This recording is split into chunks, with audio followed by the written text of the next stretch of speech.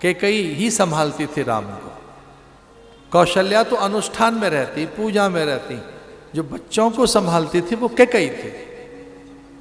कौशल्या तो पूजा में, मौन, जप, ध्यान, साधना में, और सुमित्रा साधु संत महात्माओं के अतिथि सत्कार में। पर घर कौन चलाती थी? कैकेयी। तो मां कौन थी? कैकेयी। मैं जा रहा हूं जंगल में, मैं जंगल का बन गया राजा, पिता ने मुझे वहां भेजा है, और अकेले पिता ने नहीं, ये पिता की आज्ञा ही नहीं, अकेले मां भी ऐसा ही चाहती।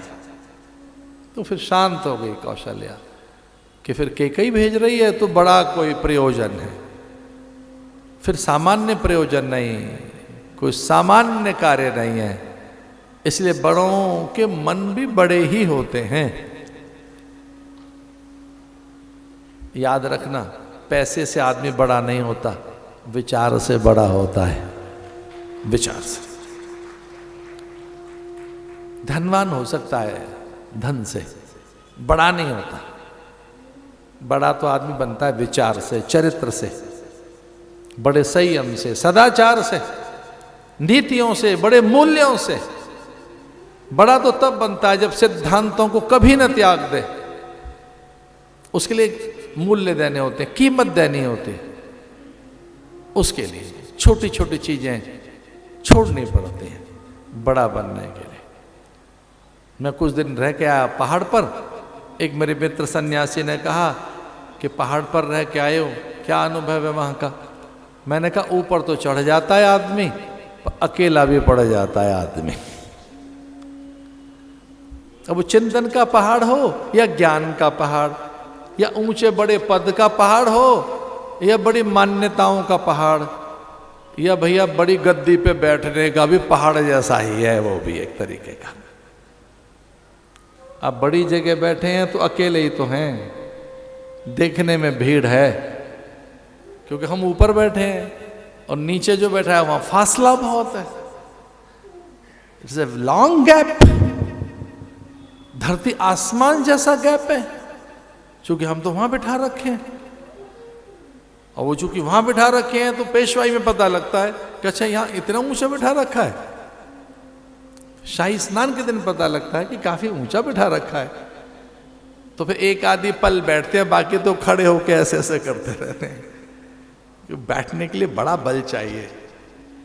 आदमी ऊपर तो पहुंच जाता है, अकेला भी पड़ जाता है, बहुत अकेला, बहुत अकेला। जब कोई पास ना हो, आप अकेले हो, बहुत ऊंचे, फिर सबके साथ चलना कितना कठिन होता है। यह मन कौशल्या का है। एक पल में मन शांत कर लिया कौशल्या ने। राम निकल गए जंगल में। सीता ने कहा मैं रह नहीं पाऊंगी आपके बिना, और राम भी जानते हैं सीता के बिना भी कार्य सिद्ध कैसे होगा। लखन ने कहा कि जी नहीं पाऊंगा तेरे बिना। तो राम भी ये जानते हैं कि जब तक लखन साथ नहीं होगा तो फिर मेघनाथ का भी वध कौन करेगा। चल पड़े। हनुमान भी मिल गए। उनके बिना बूटी कौन लाएगा, सीता के सुध कौन लाएगा, अहि रावण की कारा से मुक्त कौन करेगा, और अंबर में छलांग लगाकर गरुड़ को कौन लाएगा, नागपाश के बंधन कौन खोलेगा। फिर तो मिलते गए, कारवां चलता गया। बस आपको एक काम करना है, अच्छे काम के लिए निकलना है। हनुमान ज्वाइन करेगा रास्ते में, शबरी मिलेगी, सुग्रीव मिलेंगे, सब साथ होते जाएंगे। तुम चलो तो चले धरती अंबर, चले तारे और ये सारी दुनिया भी। तुम चलो अपने लिए तो कोई साथ न दे, तुम चलो केवल अपने लिए तो कौन साथ दे। आपके चलने की ढंग से लोगों को पता लग जाता है कि अपने लिए चल रहा है या सबके लिए। इसलिए शास्त्र कहता है संगच्छध्वम संवदध्वम संवो मनासि जानताम, संवो मनासि जानताम। किसी का मन तोड़ मत देना, किसी के मन को घायल मत कर देना, किसी के मन को चोट नहीं पहुंचाना, मत दो कुछ भी, मन तो संभाल के रखो लोगों का। और लोग आपकी वस्तु, पदार्थ, उपहार, प्रशंसा और प्रशस्ति, अभिनंदन पत्र के लिए याचक बैठे हैं क्या? नहीं। आपको क्या लगता है क्या आप उन्हें कुछ देंगे तब वो बड़े बनेंगे? अरे नहीं भाई, आप तो एक ही काम करो, दूसरों का मन संभालिए, उनके मन को चोट मत पहुंचाइए, इतना कीजिए।